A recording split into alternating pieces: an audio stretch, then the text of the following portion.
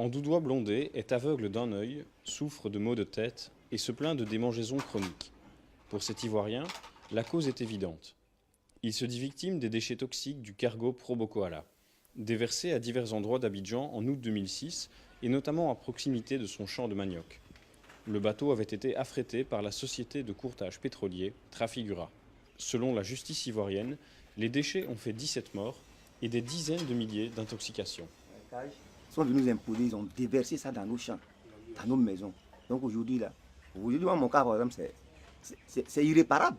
La situation ne peut pas revenir comme par le passé. Une fois là, c'est foutu, c'est fini. Trafigura nie toute responsabilité et dément que les déchets aient pu causer décès et maladies graves.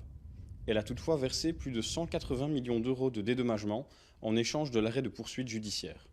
Un montant jugé dérisoire par les victimes au vu du nombre de personnes touchées.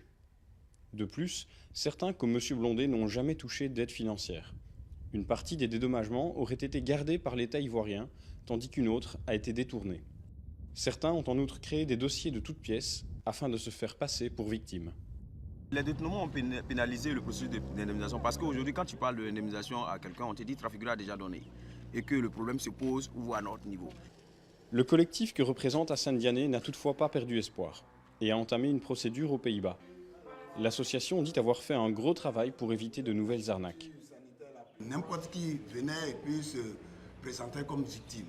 Alors, il fallait venir avec des documents médicaux, soit un carnet de consultation ou une ordonnance. Donc ceux qui viennent avec les carnets, on essaie de voir pendant la période, mais on se rend compte chez certains que les signes qu'ils ont présentés n'ont rien à voir avec les déchets toxiques. Donc c'est des malades qui sont exclus. L'association reconnaît toutefois la difficulté de tenir à jour une liste de plus de 100 000 victimes. Elle réclame aujourd'hui près de 280 millions d'euros à Trafigura, ainsi que la dépollution des sites qu'elle juge à ce jour insuffisante.